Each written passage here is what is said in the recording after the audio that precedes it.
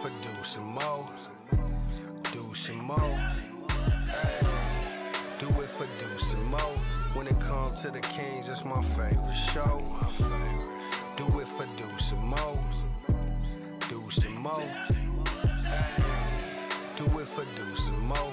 When it comes to the Kings. Big hopes and dreams as we cover our kings. Never cover the kingdom, but we loving our kings. And we covered your prayers as we doing our thing. Big Deuce with the par, Lil Mo on the screen. Solo or together, still do it for team. Never switch up for $1 or revenue stream. So we always got each other, balance out the beam. Deuce and Mo, and that's the end of the theme song. Do it for Deuce and Mo. We are live! Do it for Deuce and Mo.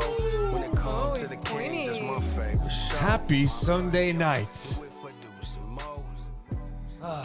Nice to have one of those stress-free wins. Trusty. Oh, how we doing? Yeah. What up, Deuce? Hey. Hey, Morgan. Hi, happy Sunday.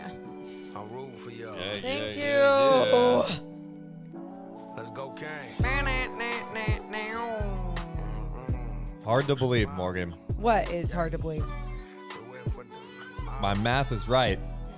We have 4 games left in the regular season.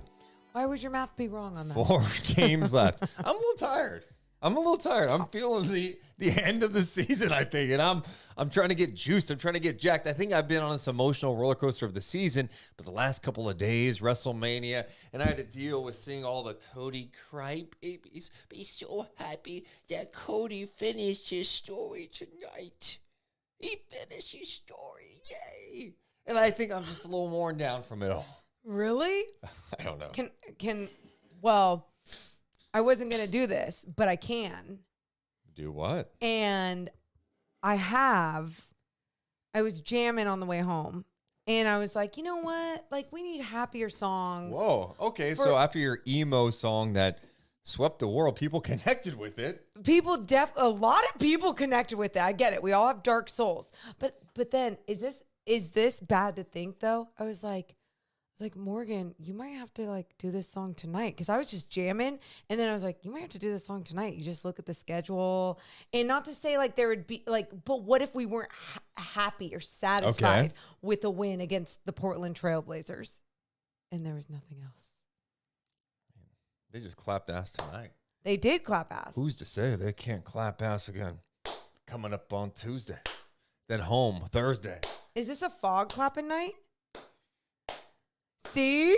And I knew you weren't doing the fog. And I'm like, oh. You know, I think the reality of the situation is we have to have a very serious talk right now. All you people, disciples, that's what you call yourself, right? No. Playoff mode has been activated. Oh. Playoff Deuce is here. The next 4 games are beyond massive. OKC. Mm-hmm. You got New Orleans, Phoenix, and then wrapping up with the Blazers. Okay. We're playing for keeps. Okay. We're playing for keeps. If you're ready for the next 4. Give me a hell yeah. Okay. Then I'm doing it. Oh. Because Oh. we're jamming. We're Okay. feeling good. Okay. First I was like, we could do the music to it. And then I was like, you know what? It's a little mashup. Doesn't need the music. I mean, it could use the music, but then we couldn't monetize. So I said, no music. Okay. Okay. I have no idea where you're going. Just believe. Okay. This is Believe in the Beam mashup. Okay.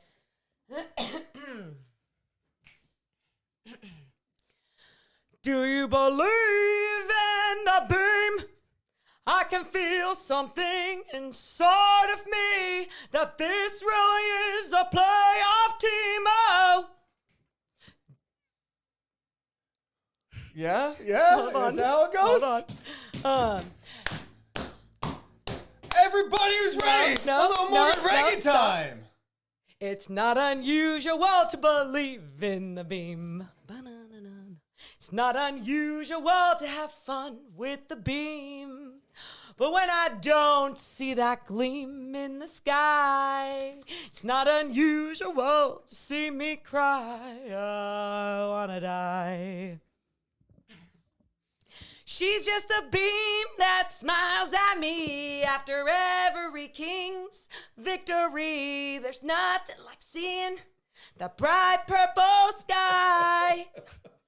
Now and then when she don't shine, I ask myself, did we lose it at the line? If I think too long, then I'll probably break down and cry. Whoa, oh, oh, oh, sweet beam of mine. Give me a hell yeah. Jamming. And so I was feeling like, it. we need to believe in the beam going forward. yeah. A little share. Yeah. A little, Is that Cher? Yeah, the first one was share. Yeah. Couldn't you hear it? I could. It was a joke. Oh, okay. Thank you.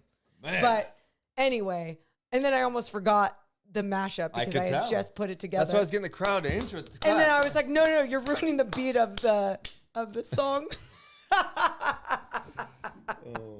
Believe in the beam, people. The wine is on point. Morgan's just got back from downtown San Francisco. She's drinking a little sparkling water. I could use some wine. Oh, man. Good job, Morgan. That's a good way to set the intention for Thank what you. lies ahead the next 4 games. Thank you. We cannot. We're in business mode now. Oh, I mean, it's gotten serious, but now you're like, Philip, OKC. I don't care who's playing coming up on Tuesday. What'd they say in the movie, Ted? F you, no. Thunder, No. you can S my seat. Just say it all. No, I'm not going to do it. Why? It's just a It's song. really aggressive. People going to look it up. Fuck No, you, no. Thunder. So you got OKC. Thursday, the Pelicans come to Sacramento, and then the next night, who cares? Bring it on. Who cares? Your final back-to-back of the season. Let's go. Who cares? Your final back-to-back of the season. 3 games in 4 nights. Who Got cares? nothing to lose. You have everything to lose. Oh. Make a push. Deuce Mason over here is just content with 7-8 at this point. Prove me wrong. What? Shock the world and get to the top 6. If you win out, make it interesting. I can't wait. That's really still, I guess it is still a possibility. It's absolutely still a possibility. That's so weird to think about. That feels so far. But you know what? Tonight's about believing in the beam. If you have not done it yet, we appreciate you being here on a Sunday night. Hit the thumbs up and subscribe. We appreciate you guys being here much later after the game. Of course, Morgan was driving back from San Francisco. We like to do the show in person if we can, so we're doing it in person. The good news, Tuesday night after the OKC game, we'll be on pretty soon after the game. Oh, yeah. Because you're not going to San Francisco for that one. Hannah. Hell yeah. Some reaction. People are really digging all your stuff, Morgan. Oh, my God. Thanks, guys. She's eating. Get him. She's eating. Let her eat. Let her cook. Mo is the best. Okay. One thing I have to do, I need to drop this in Discord so people know we're live. Shout out to TD for the donation, Morgan. Give me a hell yeah. Hell yeah.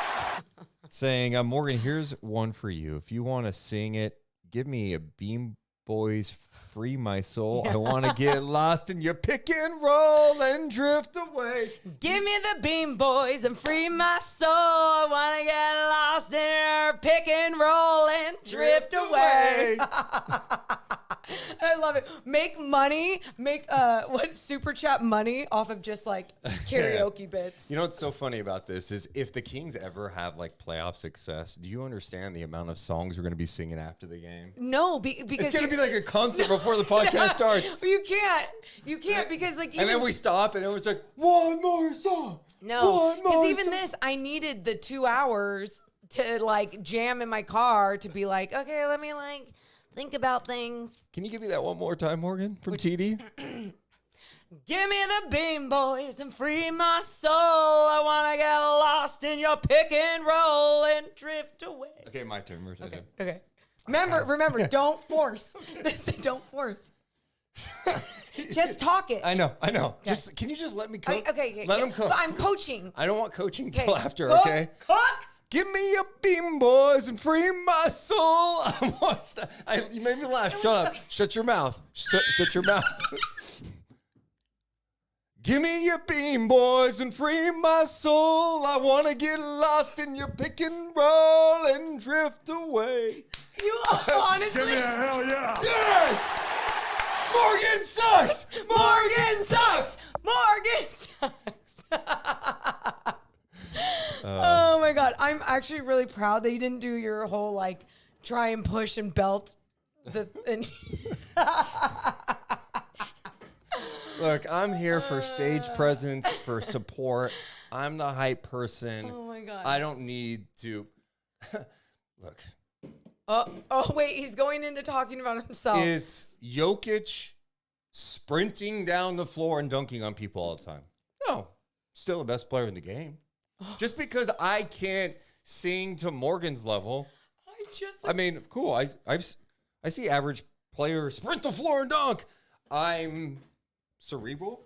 I understand. Again, like, no. But here's the thing: you don't understand. You don't need to be good at singing, but you don't understand. But that was the first time that you actually understood not to like force, and I was just really proud. Adam says the playoff chase has broken them both already. I'm officially scared. No, you know what it is? It's a Sunday night. They beat the Nets by 30. Yes. What was this game tonight? It's not. I don't think when we look back at this season, we're going to, hey, dude, remember that game late in April when they beat the Nets? No. But I'll tell you this, if they lost tonight, you'd be remembering it. So, you know what? That's a good point. We're just a little loose tonight. We're feeling good, going, all right, this is the calm before the storm. Yep. Singing The songs. storm's coming. Yeah. And I'm not talking Jade Cargill. Right? Is that what That's what they were saying. Oh, got it. Yeah. God, she's so cool. But I didn't know that's what because I'm not into it anymore. But no, you're exactly right. And that's why, like, sing about believing in beams, have fun with it, like, enjoy it. Because you're exactly right, Deuce. If the Kings had lost, or if this was even a close game, we'd be like, if the game looked like the first quarter throughout the entire game. Well, the Kings were up 29-19. The third quarter was a bad one where they scored just 13 points, a season low. I know they were up, but it still was a very frustrating start to the game. Devin in the chat says, the third quarter was concerning. Yeah, I mean, they missed shots. That's what they did. They missed shots. And guess what? They won by 30. So, I mean, they missed shots. They missed shots. Let them have an opinion, though, without it being bitchy. Here's my thing. What? I experience this so much now looking at social media and Discord. And it's not just Kings games. Anytime there's a run in an NBA game, like, dude, this team's selling. Oh my God. They're a run. I'm like, yeah, the Nets started the quarter on an 8-0 run, then the Kings missed some shots. They kept playing. They didn't get destroyed by the Nets in the third quarter. The Nets scored 24 points. 24 cool. Then you know what you do? Okay. All right, let's get our shit together in the fourth. And they did. They scored 29. They held them to 13. They won by 30. I mean, there's going to be stretches in NBA games that you miss shots. And if you're playing the right way, it's going to be okay. They were missing some shots. Just like in the Celtics game, we spent the podcast. I was even mad that I'm talking about, man, that the end was frustrating. But in that game, they were 7 of 26 on wide open threes. Got to make shots. Anyway, Deuce is not jaded. That's the thing. I'm not. That's what's good. Start the music. All right, let's have some fun tonight. Deuce and Mo, we're coming down in 3, 2, 1. Hit my music. Deuce and Mo. Deuce and Mo. Deuce and Mo. They tell you what they know. Deuce and Mo. Deuce and Mo. Deuce and Mo. The podcast that you know. Welcome into the Deuce and Mo podcast. Recording this late on a Sunday night. The Kings bounced back in a big way against the banged-up Brooklyn Nets. The Kings had a bad third quarter, but still found a way to win 107-77 as they dominated tonight in Brooklyn. And guess what? They get ready for a huge Final Four games in a tough Western Conference where they're trying to solidify their spot in the play-in race and potentially surprise everybody and get into the top 6. Tonight's podcast, as always, presented by our friends over at Northwest Exteriors. Check out trustnorthwest.com. I'm Deuce Mason. That's Morgan Reagan. How you doing, Mo? I am fantastic. Tonight's a good night. The beam is in the sky. Kings did what they needed to do. And Yeah. I think sometimes people go, yeah, they do it that night, duh. And I'm like, whoa, they're turbo. They did what they needed to do, and you can still be happy about that. Like, that is a good thing. That is a positive thing. So I'm happy that we're talking about a 30-point win. A 30-point win is nice. A 30-point win is very nice after dropping the last couple and seeing the Lakers go back ahead of you in the standings for just a moment. We'll talk some standings coming up. A couple of milestones. The Kings are now 45-33. That's their 7th best record in the Sacramento era. Which is kind of crazy to think about. Give me a hell yeah. Yeah.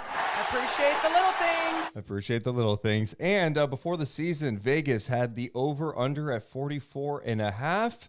The Kings went over. Give me a hell yeah. There you go. Hey. So there's the good from tonight. If you want to get into specifics with tonight's game, we did see some different things tonight. Some interesting things that jumped out, including some rotation changes. I don't know if this is because, it's the end of the season, trying to get guys different looks, or is Mike Brown still trying to search for things with this group? We'll get into that, but what's kind of the biggest thing that jumped out to you from this game today? The biggest thing, I feel like I already stated it. Taking care of business. That's it. And Yeah. it sounds so generic, right? But I think there's all the little pieces that go into taking care of business. Keegan Murray being aggressive, being able to go to your bench for energy when it felt like that starting unit coming out didn't have it at first against Brooklyn. Yeah, I would say there's just a lot of good things that were getting done later on in the game. Definitely not in the third, but like in the fourth, closing it out, executing. Where was your peak frustration with this game, and where was your peak exhilarance? Exhilarance, is that a word? Sure. Your peak exhilarating moment. I liked exhilarance. I don't think that's a word. Let's see. Exhilarance is... You know what? I think I would combine exhilarating and exuberance. Well, Yeah. I like the combo. I like exhilarance. It's a new word. Deuce Mason, everybody. My lows of the lows was Let's see if it's the same me. one.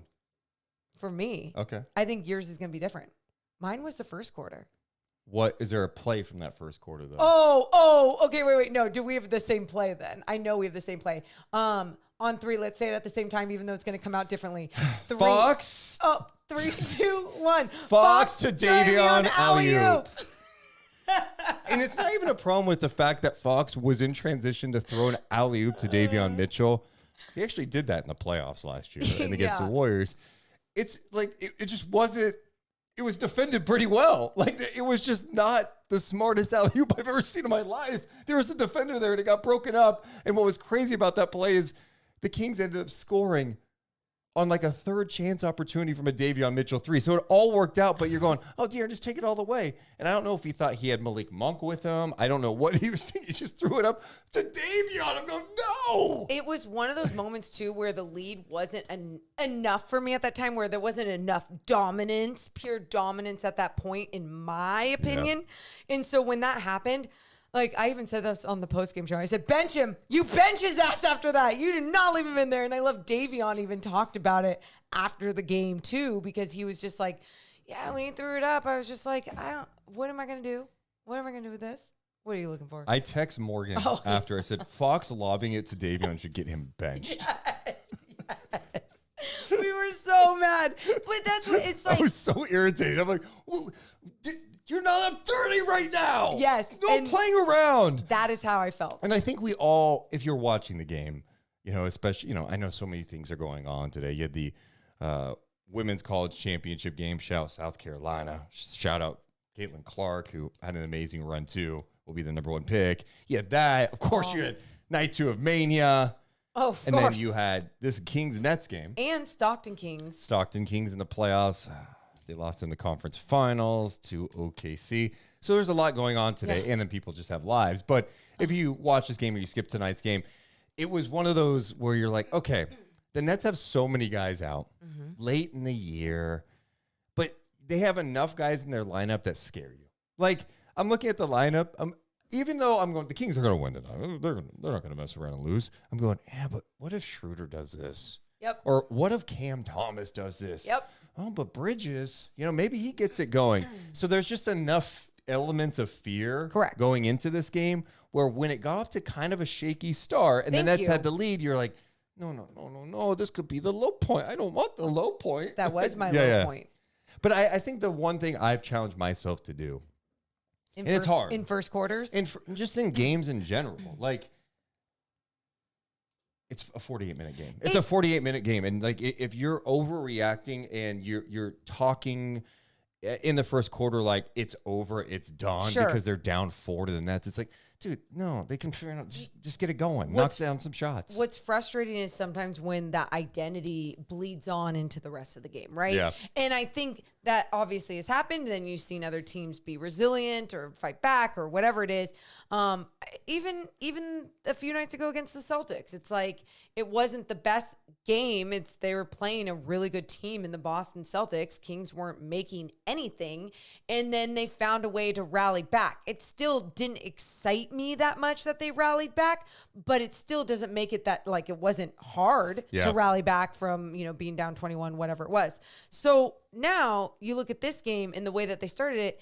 I know you always want teams to set the tone from the start. Come on. Like I say that all the time, but yes, I did understand when you are playing a bad team that there's ways to just kind of like get out the kinks and then figure out your true identity for this game. It was a similar start to the Celtics game where we were at the 6-ish minute mark, 6:56 mark, I believe, and it was 7-6.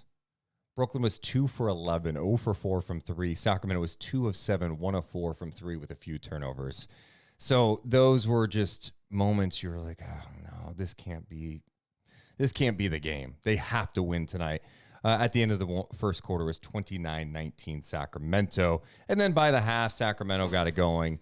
They were leading by 25 at the half. Before we talk more about the second half and other things, one thing we did see early in the first quarter, Colby Jones made an appearance after playing some solid final 5 minutes against the Celtics. And we had talked about last podcast, hey, I wouldn't be surprised if you saw Colby in the next game. And sure enough, that's the typical Mike Brown move. If you play well for a stretch in a game where maybe they're down or, you kind of surprise or you're playing the right way, you're going to get a chance. And he got a chance in this one. Sasha really did not get any minutes until garbage time of this game. So they go with Colby Jones instead. Morgan, Colby Jones, I thought was fantastic out there. I thought defensively, he showed you something with his length, his size. He was playing physical, getting in the passing lanes. And then I thought even offensively, he was making the right decisions. I never felt like he was forcing things. There was one play where I think he had a deflection, turnover, went the other way, set up Fox for an easy score. He pushed, set up Fox for a score. Another play where Fox found him in transition, and Colby took it hard to the rim, kicked it out to Keon Ellis for 3. Yeah. He was just making the right play every time, not forcing things. And then you look at the end of this game, Morgan, he finished with 7 points, 4 assists, 4 rebounds, 3 steals, and 2 blocks. It's so nice to see. And I think this is something that I said in the postgame show. I was like, he looks the same when he is out there on the G League floor. And why that's a good thing? Because when he's out there on the G League floor, what he does a really good job of is always doing the little things and always dominating out there, right? So usually when you're dominating in the G, you can find a spot in the NBA. And to see his game translate so nice, even against a team like the Brooklyn Nets, I don't care. These are NBA players. It translated. It was the same thing of him flying in there for rebounds, of him getting his hands up in passing lanes, of him making the right plays. He just plays with so much confidence no matter what floor he's on. And that's what I appreciate about him, just always staying ready. Yeah, he played 23 minutes in this game. Yep. So you wonder if he'll keep playing going forward. I think he played enough. Enough to keep going. Dude, there's some sort of energy that he brings that's very composed, but it's just I'm going to do all the dirty work no matter what. And I know at the end of the day, it's you're well, can we win with that? Or do we need a sharpshooter like Sasha out there? Well, maybe it's just the matchup. Maybe it just depends. Well, I guess that's the question I was just going toward next is, I see Sasha and he goes out there and he makes shit happen. He did not have a good game against Boston. Yeah. Okay. But it is one game. Mhm. And I think it's been really tough if you're one of those guys that on the Kings bench that's a fringe guy. Yeah. Because it seems like if you don't do everything out there, like if you're not perfect, if you make a couple of the repeated mistakes, you're done. You're done. And so that's where it's tough for me, right? Like Colby came in and made the most of the opportunity. I'm like, yeah, Colby probably deserves to play next game. But at the same point, I'm going, yeah, I think Sasha can still help you because of his size, his shooting, the passing, all the things we've talked about. Even defensively, there's not going to be good matchups for him every night defensively. Yeah. But just because he has like a couple of struggles on the defensive end against Boston, I don't know that means he's out of the rotation. And it looks like he is now. Well, you're talking or about just tonight. Sasha, you're saying. Yeah, I don't know. I would say just tonight. I would say just tonight. But that's the thing. If you don't bring a certain type of toughness that is needed to this team also needs made baskets, right? But it's not like Sasha is the end-all, be-all, reliable three-point shooter. Sure. You know, and also that could be because his leash has been shorter, not enough experience. What I'm saying. All the things. But, like, you don't have time to figure that out. Like, especially now. You know, the injuries really slowed him down. Like, or both of the same ankle or different ankles, whatever. The ankle injuries that ended up happening for him, especially when it felt like he was starting to figure it out a little bit, the NBA pace, getting a feel for the game. So, there's no time. And if he's not in the rotation right now, I'm whatever about it. Yeah, it's just a short leash. And it's what is needed though, Deuce. And I get it. And I'm just saying it's tough as a player. It's tough when if you're not going to be perfect every night. 100%. If Sasha was perfect, he'd probably be a starter in the NBA is my point. Like, so your bench guys, I think sometimes you do have to ride the waves of, all right, let's work through the struggles a little bit. And so, I don't know, maybe it's simple as this. They were playing the Nets, and Mike's like, you know what? I'm going to go with Colby because I want to get a look before the playoffs. I just want to see what it looks like out there. Especially when you don't know Malik's timeline for sure. And if you do make the playoffs and you need that extra guy out there, it's sad. Like, you saying it like, oh, it sucks for the players. Like, all those things. Absolutely, 100%.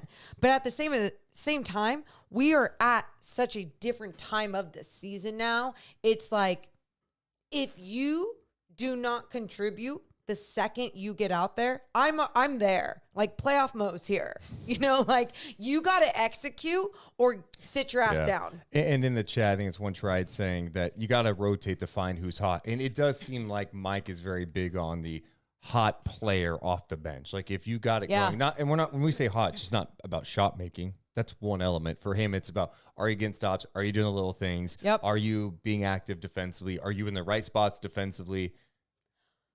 By the way, I don't agree with this strategy throughout the season. I think this is the strategy that you are utilizing now because you are down bodies and you are in desperate mode to make sure that you put yourself in every position to win. And sometimes when you put yourself in desperate mode, you make mistakes too as a coach, right? Like, there's going to be mistakes that are being made when he doesn't go to certain bodies. But, like, everyone's human. That shit's going to happen right now.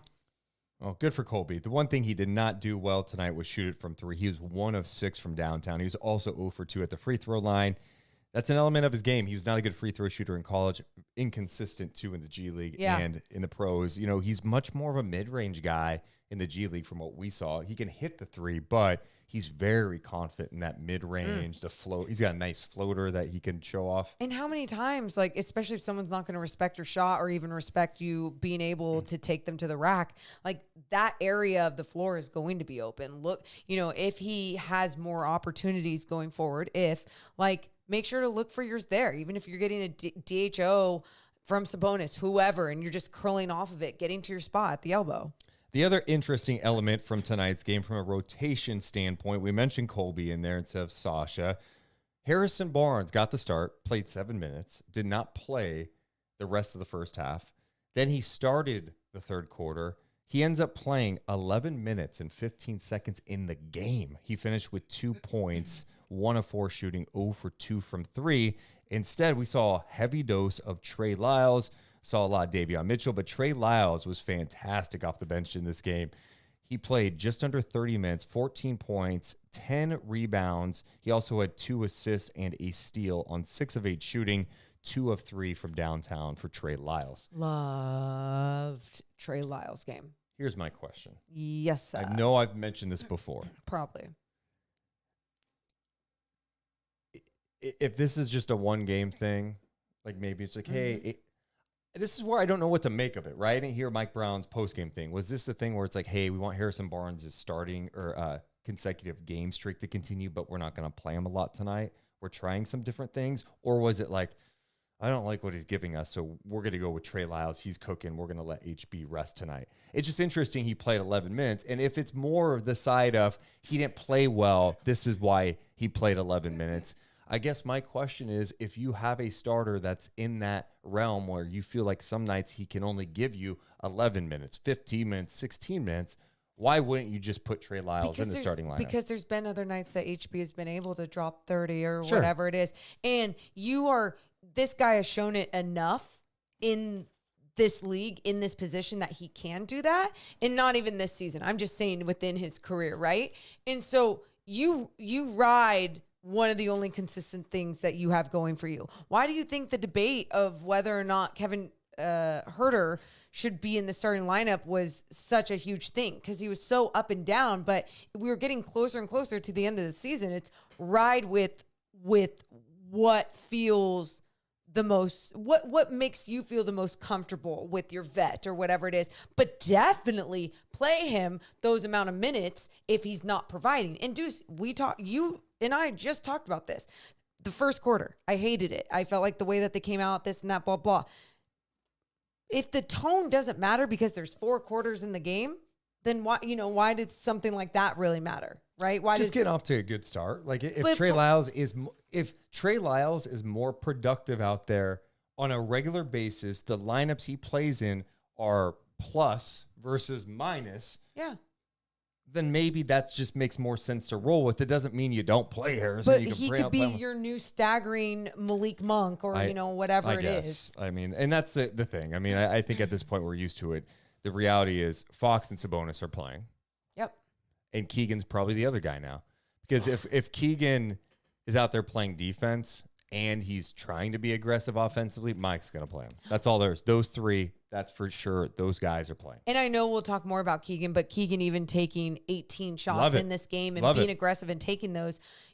Kyle was asking me on the postgame show, like, if he's taking those, do you care? Or like something about like, does it take away from anyone else? And it's like, no, I would rather have him taking those and missing those than even, honestly, some other guys. And he was like, do you want to go there? And I was like, I'll go there. I'm like, more than Harrison Barnes. Like, if Harrison Barnes isn't having one of his hot nights, Keegan Murray needs to be taking all those shots. Keegan Murray, we need to be able to rely on Keegan Murray to be the aggressor out there. If Harrison Barnes is having one of those nights where he's flowing and he's on fire, let him rip. Do what you got to do. And if Keegan only has 12 shots in that game, then that's what it's going to be. But mostly we need to keep seeing Keegan Murray take 18, 20 plus shots. I want to do some quick math if you don't mind. I'm looking at Keegan Murray's game log. I had this stat the other night on the broadcast, and I guess Dutch Gately mentioned a similar stat. That's what he was saying. I wanted to get to this. Keegan Murray, when he takes 17 or more shots in a game this year, the Kings are 1, 2, 3, 4, 5, 6, 7, 8, 9, 10, 11. 11 and... Was that right? Checking the math. I'm just double checking now. Sorry. It's good. Good shit happens. They're 11-3. Yeah. Good shit happens. When Keegan Murray takes 17 or more shots in the game, and actually, no, that doesn't include tonight. They're 12-3.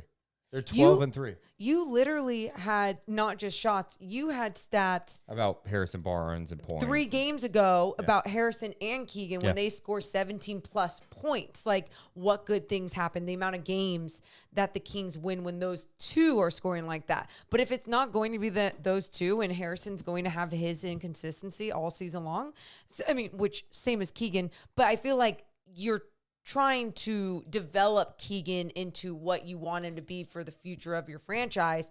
Shoot the shit out of the basketball. Shoot the shit out of the basketball. Yeah, he was 1 of 5 in the first half, had 5 points. Mm-hmm. And he's missing shots. I think he was 1 of 3 from downtown at that point.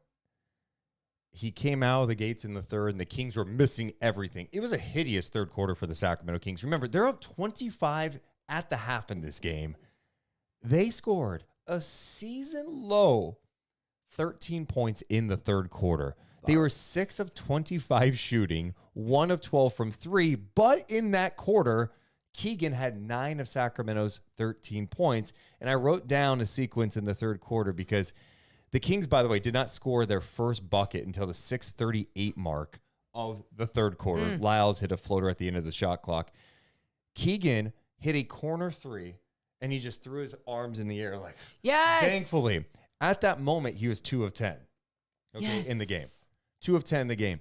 He hit that shot, and I don't know what that did for him, just seeing the ball go in from the corner. He started to be aggressive, and the shot started to drop. He was 6 of 13 shooting in the second half. Yeah. So he finished the game with 19 points on 7 of 18, 3 of 10 from downtown. He had 6 rebounds, 4 assists. It's another area I love seeing. Mm-hmm. He also had 4 blocks in this game. I Dude. thought he had a great game. Sometimes it just takes seeing the ball fly through the net, fall through the net.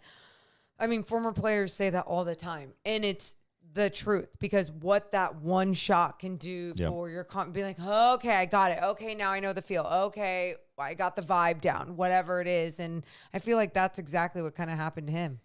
Yeah, it was just good to see him be aggressive, get some shots in the paint too. He had 8 points in the paint in this game. It wasn't all from downtown he was hitting points from. So it was good to see him get some stuff going in the paint, him to knock down some shots, and put the ball on the floor. Be aggressive. Look for yours.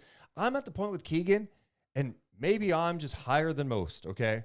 I believe in his offensive upside. Yeah. He's got shit to work on. He's got to get more comfortable with his handles. He's got to get more comfortable when guys pressure him a little bit to understand that he has the moves necessary to get it done. They're not at the level they need to be if he wants to reach all-star level in this league. But I think he's got enough with his size and his strength to get to the cup. He's got to work on his killer instinct, right? Next year, it's that. Yeah. It's the killer instinct. It's the confidence. And get to the free throw line. Yep. Someone had a great question on a YouTube comment, and I want to get your. What would you rather have? The chat can answer this too. Would you rather? Okay. Would you rather have Keegan Murray with Malik Monk's confidence, Okay. or Davion Mitchell with Kevin Huerter's height, 6'7"? Oh. Ooh. Keegan Murray. Both. But I would honestly probably Keegan with Malik's confidence because I feel like both sides for Keegan are going to have more of an upside than even Davion, even though me saying that about Davion with the way that he's been shooting the basketball, the way he's been attacking the basket, the way that he's been seeing more time on the basketball floor to have this opportunity and to execute in those moments on the offensive end has been beautiful. So if he did have that more size and played on-ball defense with Kevin Huerter like body size, holy shit. But then, yeah, you just think about, like you said, you think about Davion and just like his dog in him. Right. I mean, and he's hitting the 3 now. That's what I'm echoing you. Can I agree with you for a second? Echo. I'm just like, yeah, it's a tough one. But Keegan Murray just with Malik's like, Maybe it's just my belief in Keegs. I don't know. Yeah. I don't know. Yeah. With that Malik Monk, if you have that Malik Monk, I would do anything to just like Malik Monk should just hold like a seminar. Like I would pay. although what's more realistic? Well, it's Keegan Murray getting more confidence. I don't know unless we have some amazing science. Doubtful. Yeah. So I really liked how Keegan Murray played today, and he battled through some missed shots and got it done. Agreed. And he's got to keep being aggressive. I thought one of the highlights from this game, we already talked about Colby, briefly talked about Trey Lyles. Shout out to Davion Mitchell. The bench just played well tonight. Let me do one thing. Okay. Let me just go check because I realized my makeup was out and I just didn't want Jesus. Bojack to. I just had a thought. In this moment. We're good. No dead dogs. Yeah. Good. No, All no, right. we didn't Just need one that. Yeah. paralyzed one. The bench I thought was really strong. And it's good to see Davion continue to play well. Davion tonight, 12 points. He had 3 assists, 4-4 at the free throw line, 3 of 8 shooting, 2 of 5 from downtown. Dude, it was so fun seeing when the bench came on and what they added. But I love how Davion has been playing. I love, there's something different about his swagger or his confidence, whatever it is. It's more like I belong. It's not just I'm going to do what I'm told, because he's always been a very like, yes, sir, do what I'm told. I'm going to, and I'm going to try and do it at the greatest level, or yes. But there's maybe a little bit more looseness to it. Like I can do more than what I'm told to do. I can play basketball. Basketball is fun. I don't just have to dominate on the defensive end. I got to make sure I am doing something else on the offensive end that isn't forced. And I don't know. He's just taking a huge leap. But part of that is your coach trusting you to do it too, right? Because, confidence is an 100%. amazing thing. When someone believes in you and someone empowers you to go out there and do it, you feel free to go do the things that you've done in the past. And some of the stuff Davion's doing now is like stuff we actually did see him do in his rookie year. Yes. When he got extended run. I know it was at the end of the season. What was the end of the season? This time of year is always weird. We see random ass players get hot, right? But Davion is doing, it's like, oh, wait, yeah, he's getting to the cup. He's beating guys off the dribble. He's pushing the pace, getting into the paint. He can do that. Deuce, when you are empowered, it can bring you to a whole nother level.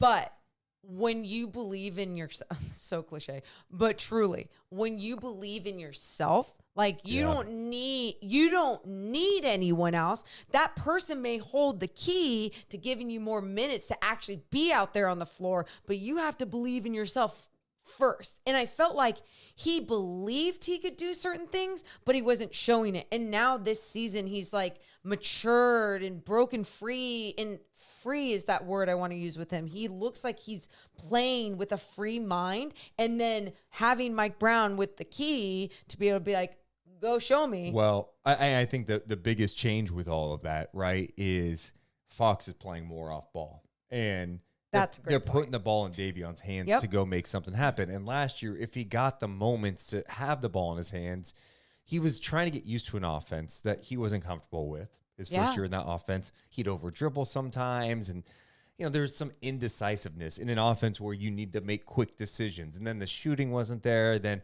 his minutes were limited at times. Yeah. 2 minutes here, 3 minutes here. That's hard to figure out. Well, now with Malik out, with Kevin out, he's getting some more minutes, but he's also making the most of the opportunity, and he's doing well with the ball in his hand. Like losing in the Malik work, Monk dude. hurts, like obviously, but you're starting to see something more out of Davion. The shooting has been pretty consistent this season. I mean, his 3-point numbers have been pretty nice. They're much improved, and now he's starting to do the other things.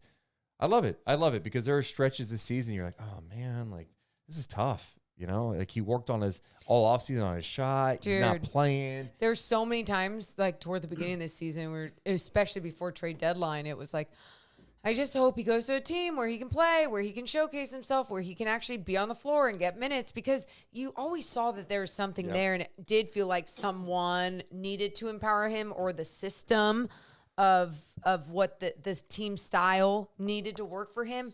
But you're seeing not only with opportunities with bodies going down, you're seeing, I think he understands that, and he's put in a different type of work as well. So after that ugly third quarter where the Kings scored just 13 points, they respond by holding the Nets to 13 points. Sacramento outscored Brooklyn 29-13, in the fourth quarter. They hang on to win 107-77.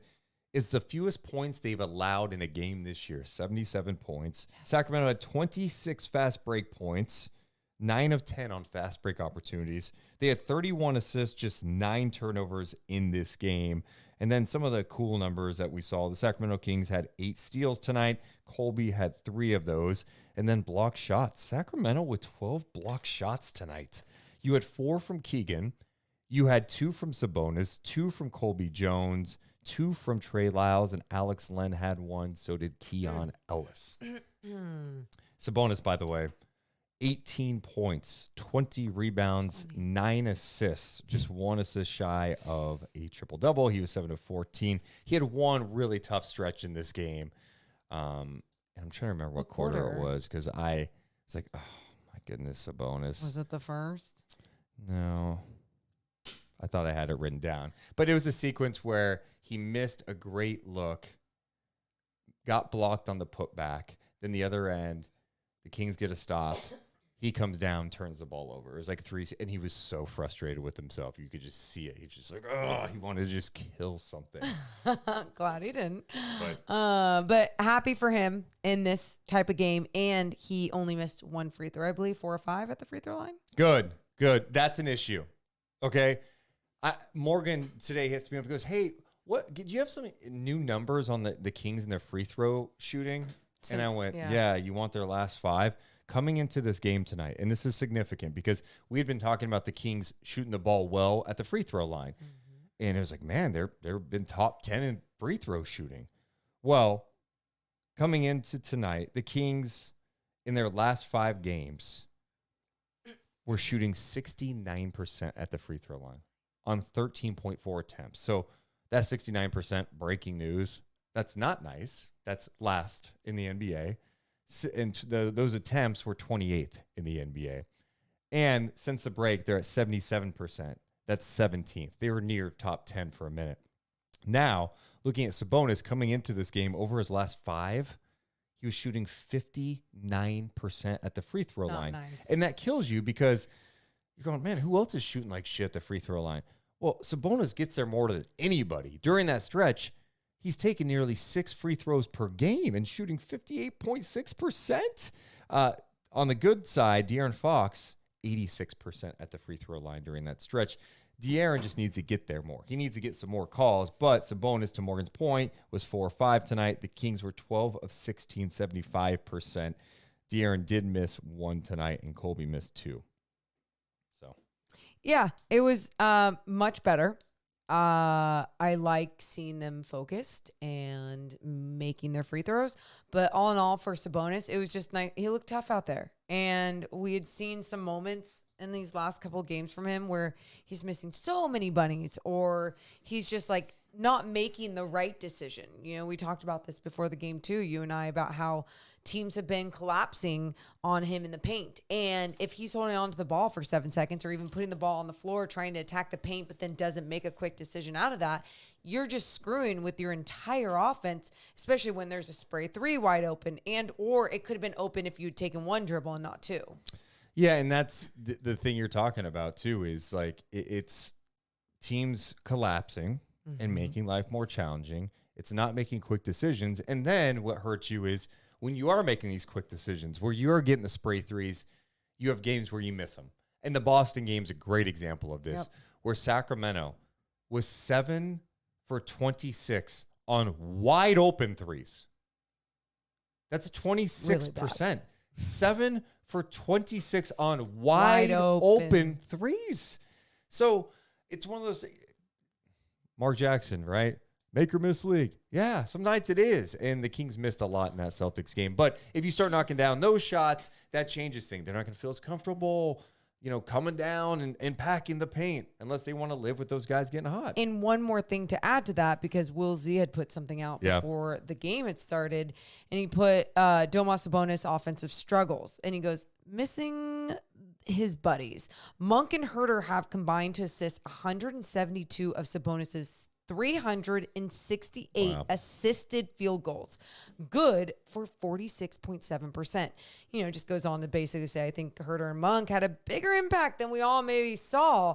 And it's so true. I think times when you saw those dips, especially with Kevin Herter, not only was he still making them end times, even when he had his lulls and his dips, but Malik Monk especially, it was just like, that two-man game and how special that was and how efficient that type of basketball was with Domas. Now, when you're seeing those spray threes happen like against the Celtics and you're missing everything, it's just really hard to get the whole entire offense going. So the Kings end up shooting just under 43% in this game. They were 15 of 48 from three, just 31%. Is that a number now? The Kings just aren't as good of a three-point shooting team as they were last year. Yeah. They were one of the best in the league. Yeah. Is this just what we're going to come to expect, is them just being some nights just not good from three? It seems like this is more of a theme than ever now. Yeah. I guess part of it, too, we have to acknowledge Malik's out, and Kevin Herter. You have to acknowledge that. That's one thing. You have to understand Sasha Vezenkov. It hasn't, injuries, and then also hasn't been like the sharpest shooter in the world like we all thought. But it still doesn't take away from his shot looking nice and can hopefully be effective if he saw more minutes. Keegan Murray not shooting as well. His corner threes have been absolutely atrocious this season compared to what he was doing last season. There's a lot of things like this factoring in, because then even at times it felt like De'Aaron Fox when he was starting the season shooting 40% from three-point land, and then it took a huge dip, and then I think it's gone back up in the last couple of games. So again, I think the ups and downs is exactly what the identity of this team is from beyond the arc this season. You were talking about Keegan with corner threes. Last year in corner threes, Keegan shot 44%. This year, he's shooting 31%. Yeah, that's a big dip. It's a big dip. Everywhere else on the floor, non-corner, he's at 38%. Last year, he's 41. So yeah, just a dip. Yeah, big dip. Big dip. Shout out to everyone hanging out with us on a Sunday night. Give me a hell yeah. You guys are the best. If you have not done it yet, hit the thumbs up and subscribe. Let's get to some comments. Let's see here. Is that Rachel? Sabonis only shoots free throws after he gets hard, so he can't see straight. Good theory. I like that. Gets hit in the face, and he's just like, I can't. Yes, because I think he wears contacts. Yeah. So how many times have you seen Sabonis on the floor looking for his contacts this season? He needs to get LASIK. Also, I'm not picking that up off the court and putting him back in. You don't have contacts. You don't know what it's like. Yeah. Why did you just say yeah? I got a hawk like eyes. that's a little judgy. I got hawk eyes, man. What about those ears? Aren't you like going deaf in one of your ears? What? Nice. Thank you. Mark says, Davion Mitchell literally was a part of the rotation last year. He played at least 20 minutes a game. No, Davion played about 14 minutes a night last year. His minutes took a big time drop off, and he was playing a completely different role than he did last year, right? You know, Fox had the ball a lot. Sabonis had the ball a lot, running the offense through him, and then Malik too. Yeah. Edward says, I love it when Davion attacks the cup. Wish Fox would do the same, though. You know, Fox, I feel like obviously this year he's been much more confident in his three-point shot, so he's going to take the three. He didn't get to the paint a lot in this game, or at least attempt to shoot in the paint tonight. He was 4 of 7 in the paint with 8 points. But yeah, I think there are times I watch Fox and I get frustrated going, man, I know you could shoot the three, but can you please attack the cup? I think the thing that we have to acknowledge right now is, like we just said with Sabonis, they are any time on drives right now, collapsing completely. If you go back and watch, they are collapsing. Teams Whether are it's game Sabonis, planning. they're doing it on pick and rolls, they're doing it on drives. Anytime Sabonis has the rock, they're collapsing. And I think that's why Mike's like, dude, we got to hit the spray threes right now. We're going to get looks this way, and we have the shooting. We at least believe we have the shooting that can get it done. I do think there are times though that Fox can be more aggressive getting to the rim. Like his attempts at the rim are down this year. 24% of his shot attempts last year came out the rim. This year, it's down to 19%. Yeah. I mean, you're going to expect teams to adjust and try and figure out a way to slow that down.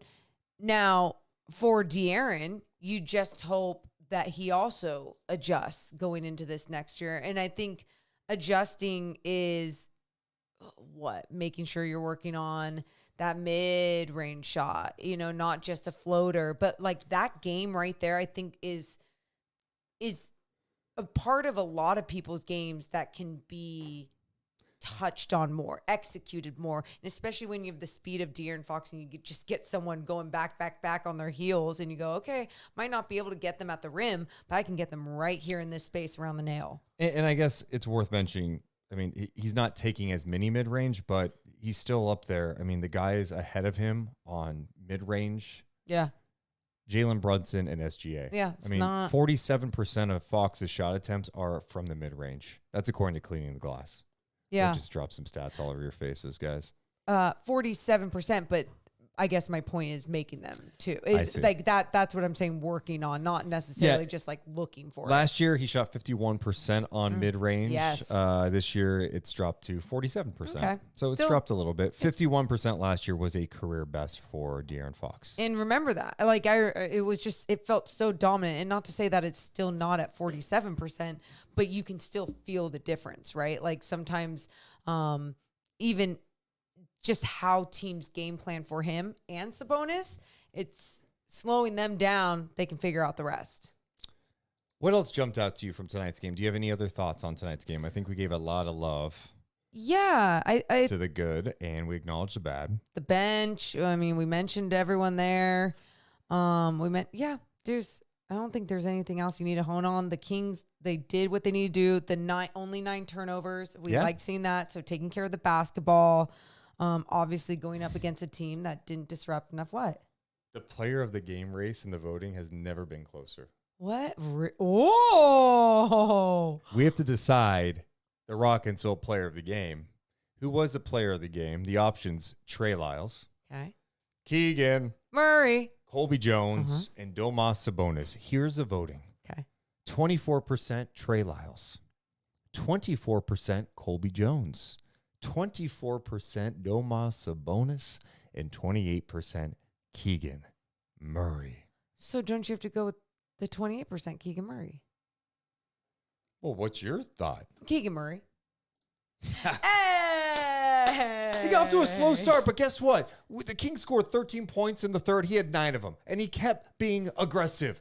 I need this guy to have the mindset of, I'm a stud.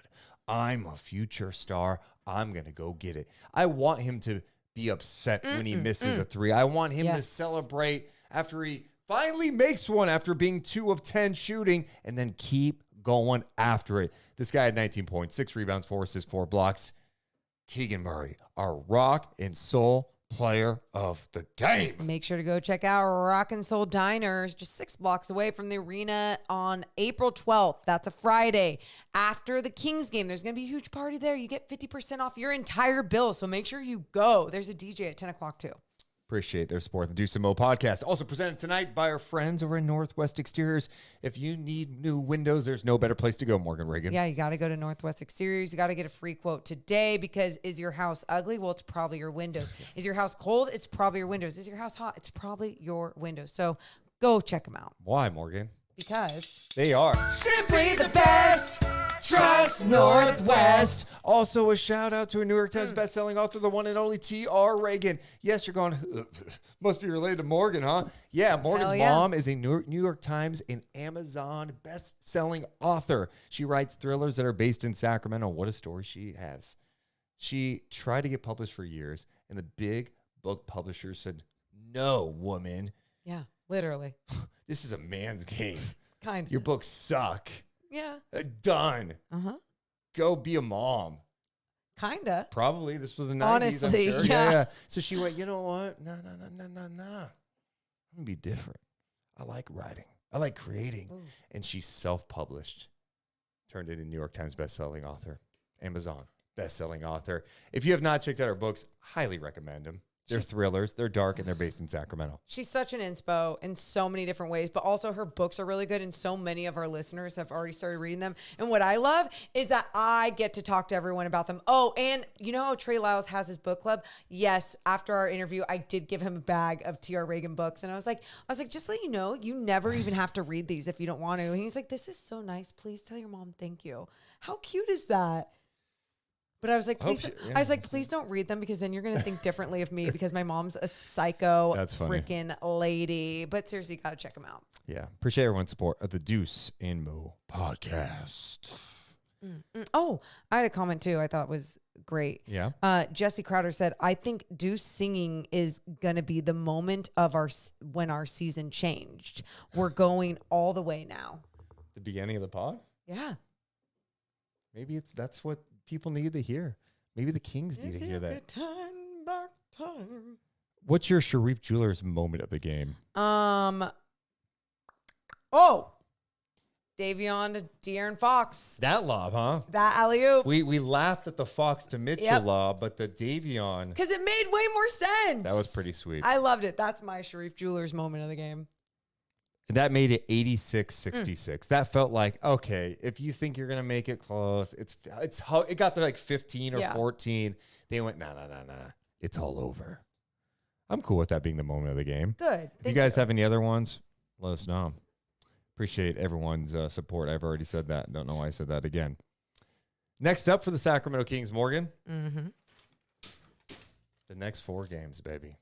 Let's go. Let's go. One at a time. I know. The next one is the most important one until the one after that. The Kings finish off this 4-game road trip against the Oklahoma City Thunder. And tonight, after the win, the Kings are now 45-33. They are now in the 8th spot in the Western Conference. The Lakers lost tonight. They had no LeBron. My tummy hurt. Flu-like symptoms. AKA, he was watching Cody finish his story. What if he showed up at WrestleMania? LeBron is totally like, I'm cool with the plan.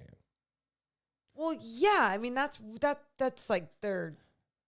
I mean, isn't that where they're gonna be? I mean, if you say that, but if they want, right. I mean, the Sacramento Kings after tonight's game, they are 1 game behind the Suns.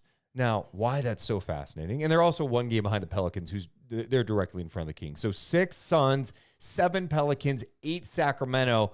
The Kings a game behind the Pelicans, a game behind the Suns. Mm-hmm. Well, the Kings play the Suns one more time. Yeah. Coming up next week. They play the Pelicans one more time coming up next week. The Lakers lost. LeBron did not play tonight, as I mentioned. AD left the game with some sort of eye injury. Sounds like he'll be okay for the next game, but they lost to Minnesota in this one. So they are a half game behind Sacramento now, and the Kings have the tiebreaker. So that brings us to Tuesday when the Kings take on Oklahoma City, a Thunder team that won today in Charlotte 121-118. They beat the Hornets just by 3 points, but they've been playing shorthanded. SGA's been out with a quad contusion. He's missed the last 4 games. He actually flew back to OKC early from this trip to get treatment. Jalen Williams also missed a game, their other stud. He's missed the last 4 games with an ankle sprain, and then Gordon Hayward did not play in this one either. So this Thunder team a little banged up. I don't know if SGA is going to go Tuesday. Knowing the Kings' luck, I bet both those guys will be back. Correct. We've seen the Kings play them this year 3 times. The last time was an ugly game that they did not look ready for on Super Bowl Sunday against OKC when they were on the road, and they just looked like an absolute mess. OKC took care of them, but the Kings have beat them twice this year. Yeah. Doesn't mean that it's going to be any easier on the road. I do hope those guys are still out. I know sometimes it doesn't really matter for the Sacramento Kings, but I just would like to see Domas keep up with finding his groove and going up against someone like Chet, battling through them, being able to finish those bunnies. Yeah, it would. I'm fine either way, but you're right. This time of year, I'm like, I don't care who's missing. Don't play any of your guys. I just want the Kings to win games if they have a chance at top 6. So they go Oklahoma City Tuesday to wrap up the road trip. And this schedule's brutal. I mean, you play 3 in 4 nights. The opponents, Oklahoma City, day off. Thursday, the Pelicans. Friday, the Suns. And then the season wraps up Sunday, a 12:30 game against the Blazers. I'm tired just looking at that. It would be my dream. If what? Well, my dream would be win the next 4. Hey. It would be pretty awesome. And I'm not predicting this, but how cool would it be if they won the next 4? They would have won 49 games, surpassed last season's win total with a season that didn't feel great at times, injuries, and in a tough Western Conference. Yeah, of course, I would be very happy with that. I mean, we talked about even in the beginning of this road trip. Would you be happy if they went 2-2? Yeah. 500 road trip. And it's possible. I think they can beat OKC. And OKC, what a year they've had. I mean, I was just looking at their record overall. 53-25. Jeez. We knew they were going to take a jump this year. I don't think anyone thought it was going to necessarily be this type of jump. And look the way that it does, too. SGA is a strong candidate for MVP. And right now, Oklahoma City is sitting at the number 3 spot in the West. They are 1 game out of first. So these games matter for them, too. This is not, I think some people have looked at, SGA is not playing, and maybe he'd fight through it if it was a playoff game. Yeah, probably. But let's not get it twisted. They want the number 1 seed. Having the number 1 seed is so powerful to have home court advantage throughout the entire playoffs. Yeah. But it's a tight race. Minnesota's technically in first right now. Then you have Denver tied with them in second, OKC third. Dude, this is what's so fun, though, too. Not only about, you see that, but you see the play-in, and just the NBA has done such a great job of bringing on the play-in and how every single one of these games are just The fact that you have literally 6 through 10 in the West, super tight right now. In the East, let's take a look at 2 through 6 right now. I mean, Milwaukee is in second place. They're a mess. The Bucks are 15-17 since Doc Rivers took over as head coach. We should note that too. You want to hear their last 4 losses, Morgan? Yes, please. At Washington. Home for Memphis. Wait, and Giannis played that game? Okay. No, don't. Okay. Fine. I don't care. Okay. You're right. Giannis played against Washington. Yeah, They lost at home to Memphis. He played against Memphis. He did? Yep. Look. He did. They lost to Toronto at home. I Lillard don't think played. he played in that game, but Dame did. Mm-hmm. And then they just lost tonight to the Knicks at home. Giannis played. Yep. So they've lost 4 in a row now, but they're in the second spot. In their last 4. Their last 4, Boston, Orlando, at OKC, at Orlando. Well, Orlando is right behind them in the standings. Orlando is in the number 3 spot. They are 1 game behind Milwaukee. Oh, by the way, the Knicks, 1 game behind them in the 4 spot. The difference between Milwaukee at number 2 and Indiana number 6 is just 2.5 games. I mean, Indiana going into the final week of the season is a game and a half out of the number 3 spot. I can't even believe Indiana's in the playoffs. Just the West is a different. It's just the East is different. Yeah. You know, we've shit on the East so much this year, and I thought one of the best points I heard I think someone made it on social media. Yeah. Is the East is so bad and it's not very good, blah, blah, blah. Of course, the Kings this year are 16-14 against the East. Yeah. They're 29-19 against the West. What the hell? Of course, you couldn't take care of some of the East. That's so annoying. That's a lot of it. Yeah. Oh, God. So that to your point, this is how crazy we are headed to the final week of the season with the number 2 seed in the East undecided, right? You've got 3 teams fighting for it. Then you've got a few teams fighting for the number 3 seed, including the 6 seed. You have 7 and 8 that could juggle a little. What? And then in the West, all the drama, you've got 6 through 10. Dude, so much drama. And I kind of love it. This is what it's about. I this is what it's about. love it. And wow. Next Sunday? Yeah.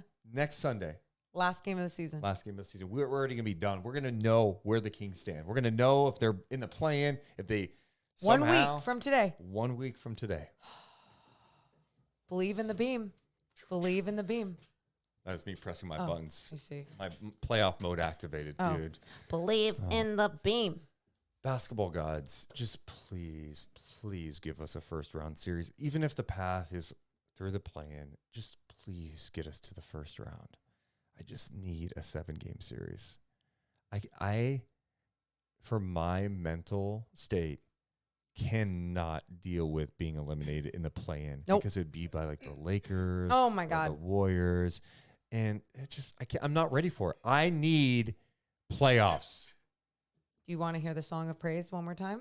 Do you have a song of praise? Yeah. Okay. Oh, the beam. Yes, I do. Go ahead. Won't screw up the mashup. Thank you.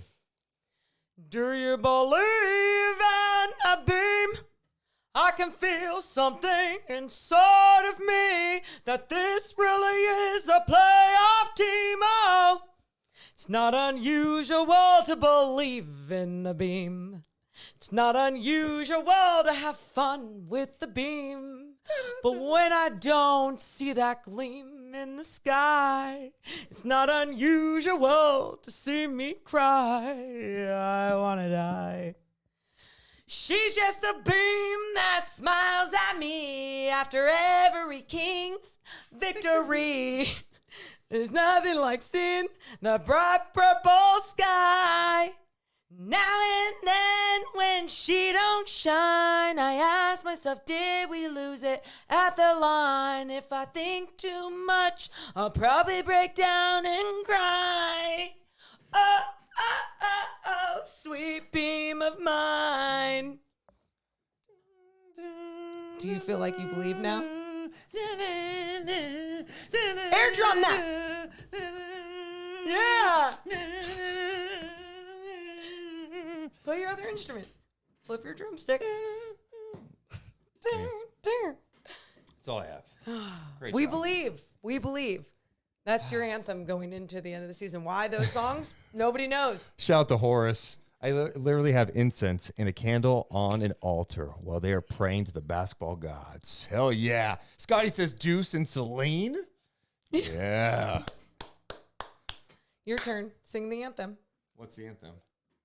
that we just did. I don't know that whole thing. I don't have the lyrics memorized, dude.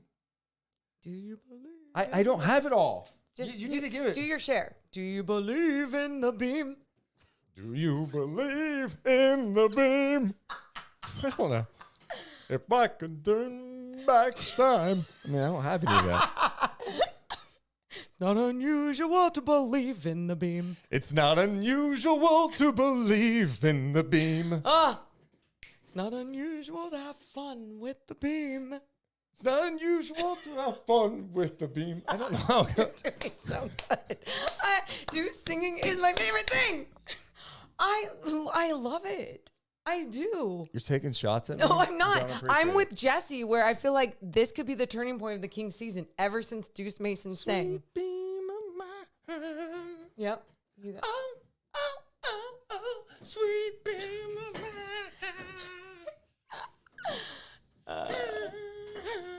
No NBA games tomorrow night Why? because we have the national championship game, the men's national. NBA, we shut down for the men's game. Wait, yeah. For the women's, pack them in. Get all the games on. That's kind of funny, huh? What? Isn't that kind of funny? No, it just the misogyny. Okay, so settle down. Shout out to the national championship today. Great crowd for South Carolina taking on Iowa.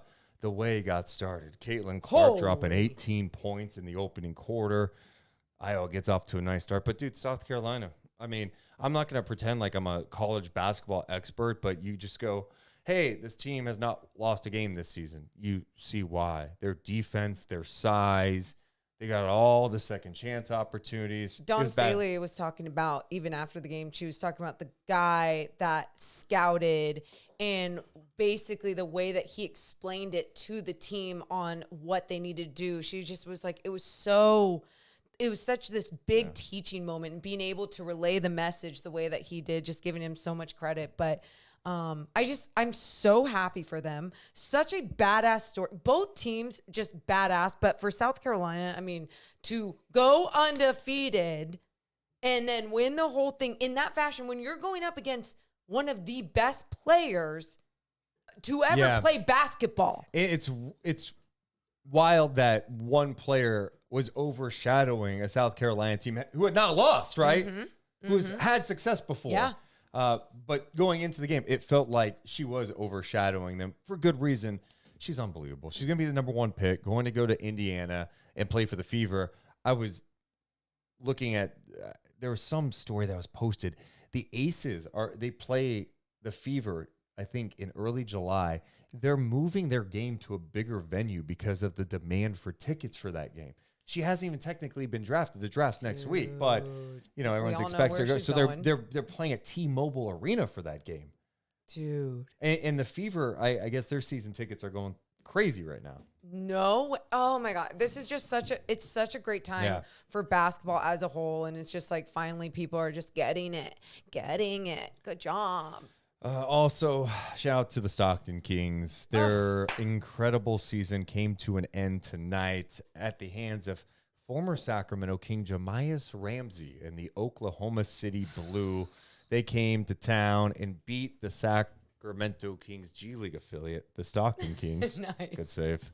In the Western Conference Finals, seeing elimination. So OKC advances with a 114-107 victory. Stanley Johnson had 30 points. Jalen Slauson, the Kings rookie, had 26. Mason Jones, 14 points, 8 assists, 7 rebounds on 1 of 7 shooting. It was tough. The former King, Jamias Ramsey, I mentioned him. He had 29 points, some big plays late. But, yeah, unfortunate. But, that group had a great year. Best record in the G League. It's at one game. You go home. That's tough. They're not going to the G League finals. So I'm bummed about that a little bit. I'm super bummed about that. And obviously, Deuce and I weren't on the call because the games go to ESPN.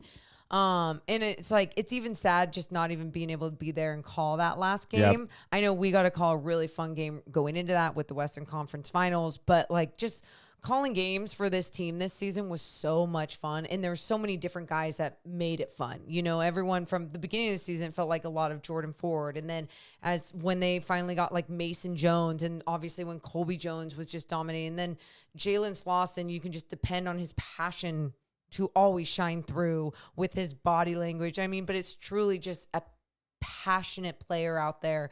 And then Lindsay doing some amazing things with her coaching staff this year. It was a really fun season. Yeah, congrats on an awesome year. Someone in the chat was wondering about the free throw rules in the G League. Adam, it was a great game. Just question about the weird G League free throw rules. Sometimes they only shoot once and get 2 points. Mason did it at the end, was very confused. Okay, so the G League has a crazy rule. There's a shooting foul. If you're fouled shooting on a 2-point attempt, you take 1 free throw for 2 points. Mm-hmm. If you get fouled and you're attempting a three-pointer, you get 1 free throw for 3 points. They've experimented with that in the G League the last few years. Now it goes to traditional free throw rules with under 2 minutes to play in the fourth quarter, and in the new rule in the G League, the untimed overtime, that is a target score of +7 at the end. So if fun. It was 100-100 at the end of the fourth quarter, then the first team to 107 wins. Anyway, the free throw rule is weird. And the whole thought, I think, was like, hey, can we speed up the game a little bit? I don't think it's made the game that much faster. I also don't love it, to be honest. I think it's a rule that it's like a gimmicky thing. I think it puts so much pressure on free throws, but it also pads stats big time because you could see. Yeah, I get it. If you go to the free throw line and you go there a few times, you're just hitting 1, you're getting 2 points every time. And then on the flip side, if you miss them, they hurt. That's probably the one element I do like is like it puts like a huge importance. So important. No, I think that's what's made it so fun for me the last couple of years is that I like that it's quick at the free throw line. It's 1 free throw, boom, get out, get done. But I also like the pressure that it really does put on. You could have 3 points with 1 free throw. You miss that shit, it just sucks. It sucks. It stings. Making free throws. I don't want it in the NBA though. You want it in the NBA? I don't think there's an issue at the free throw line in the NBA. You know what I mean? Like, I don't feel like it's taking forever. Where Giannis is the only one. And I Right. I do agree with that. Like, I'm sorry. Like, if you're taking 12 seconds at the line, like, we got to speed it up. Oh, it's what I do. No. Do you take 12 seconds to take a jumper in a game? No. You get a ball and you make a play. Not only when you that- go to the free throw line, do the same thing. Not only that, Deuce, I feel like it's all the little things, though, then they need to, like, point of emphasis on. And they need to point of emphasis on when there's a lane violation, when someone steps over the rim or over the line before they're supposed to, if they're taking longer than 10 seconds at the free throw line. Like, all those little things. Because if you let one person get away with it, it's like, we just do this. We just walk into the key a little earlier than everyone else. I'm a superstar. No. You got to make sure you're playing by the fundamental rules of basketball if you want that to be a thing. There's Morgan's takes, her hot takes. There's nothing hot about that. Just want to make sure we didn't miss anything else. We told you the Lakers lost 127 to 117 to the Lakers. Excuse, they say that, right? Minnesota? No. I said the Lakers lost to the Lakers. Let's try again. Hit rewind if you don't mind. Minnesota won tonight, beating the Lakers 127 to 117. LeBron, AD left. LeBron did not play in that game. Golden State did not have Steph Curry. They rested him against Utah. They won 118 to 110. That game got close because it was they had a huge lead throughout. Also, the Warriors clinched a top 10 spot. Wow. Yep. What a moment, dude. And NBC put out a graphic for them, and I was Good. very happy about it. Good. Yay. You get Also, around the league, Tyrese Maxey, another 50-point game this year. He had 52 points against the Spurs in a double overtime game, 133 to 126. But how about this stat line? Victor Wembanyama. You ready for this? Yeah, I saw it. 33 points, 18 rebounds, 6 assists, 7 blocks on 11 of 20 shooting. He was 5 of 10 from 3. 11 of 20 shooting. Watch out, NBA. NBA fans around the world, just enjoy the rest of this year and maybe some of next year because You play him, you're dead. If this guy stays healthy, it's over. It's a wrap. Like what?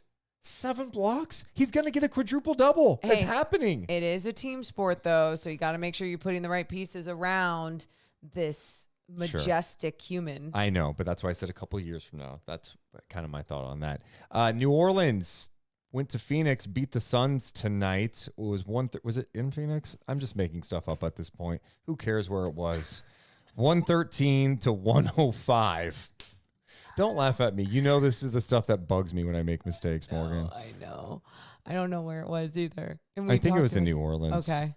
It was in Phoenix. Son of a bitch, dude. You're fine, dude. 113-105 in that game. CJ had 31. Zion had 29 points, 10 rebounds, 7 assists, 5 blocks. Who does he think he is, Wemby? Like what? KD had 23 on just 8 of 22 shooting. How about that? Suns bench dropped 7 in the game. Big time stuff from that bench, huh? No. Damn, Deuce.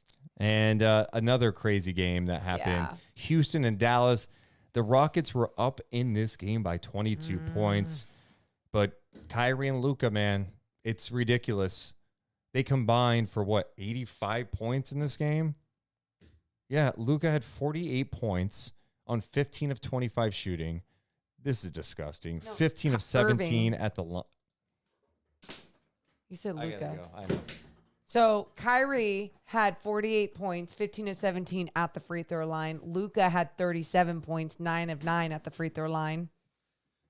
Sorry. I've made some mistakes late in A this game. few. How Yeah. about you just keep it crisp? Kyrie had 40, as I mentioned. Yeah. The 15 of 17 is disgusting. 17 free throw attempts. Gross. Luka, the 37, 12 assists, 9 rebounds on 12 of 21 shooting. They beat the Rockets 147 to 136. Am I okay? Sharpen up, Deuce. Hasn't been a long day or anything, says Corey. Am I okay? Honestly, I'm going to go with no. Like, you do this sometimes where you just push yourself over the limit and you just got to you got to recognize, dude, you're in your 30s. Oh, God. You know, someone commented on your emo song that people loved and said something about No, that's kind of weird that people in their 50s are doing this. Did they really? Yeah, I'm like, what? You know what's so funny? I was like, it could definitely, any of my songs could come off cringe. But guess what? I don't give two shits because You I shouldn't. have fun. You should not. Oh, no, I literally don't. Why do you think I sing for 2 hours in my car? With that said, final thoughts time. My final thoughts. Couple games left. 1 week from now, we'll know the Kings' destiny in the play-in and or playoffs. But play-in's in mind, and that's okay. But again, enjoy the journey and the rest of it because you're going to miss it when it's gone too. Oh. Like we always do. We always do. Here's another piece of perspective. Oh, piece of perspective. Last year, the Kings season completely ended after Game 7 on April 30th. It's April 7th. So, as Morgan just said, enjoy the journey. Mm-hmm. We are headed into a massive week. We're headed into an emotional week against teams that you're competing directly against. Tuesday against Oklahoma City. That's a tough one. But when you come home for a back-to-back against the Pelicans and Suns, the two teams right in front of you, this doesn't get any bigger. Let's go. Bring it on. Don't be scared. I am done hearing people say, oh, man, the Pelicans, you lost that one. You'll lose to them in the play-in. No. That was a long time ago. No, it was. I mean, I'm not automatically like, yeah, I lose them, but I can be scared. But my fear isn't going to take away from my joy, you know? Like, the fear is kind of like, it's like when you're on, what's that one roller coaster? Now it's the Guardians of the Galaxy roller coaster, and you're, like, going up, and Yeah. you're like, but you know this shit's still going to, like, make your stomach hurt a little bit, but it's a fun little roller coaster ride, so enjoy it. And if it Enjoy crashed, it. then you die, and It's it would not. be awful. But that's not going to happen. It's not. It's just the end of the season if that happens, and you get better from there. We're enjoying this journey together, and it's going to be a fun week. I feel it's going to be a fun week. I'm going to enjoy this week. Ugh. And even if it's a bad week, well, guess what? You know what you do know? You're going to have at least one more game to play. Hell yeah. And it's going to be a meaningful one with a chance to get to the playoffs for the second consecutive year. And then you win that game. You get back to the playoffs. And then we're in it. Hell we're yeah. in the thick of it. People in the chat wondering, what's going to happen after the season for the Kings? We're not done. Oh, no. We're going to have so much NBA playoff content. You're going to Yeah. be disgusted. Yeah, it's true. Anyway, we appreciate you guys. Let's get ready for a big week. Rest up. Let's go. We love you, but we gots to go. You all have a wonderful rest of your Sunday. See ya. Deuce and Mo, Deuce and Mo, Deuce and Mo. They tell you what they know. Deuce and Mo, Deuce and Mo, Deuce and Mo. The podcast that you know. Deuce and Mo.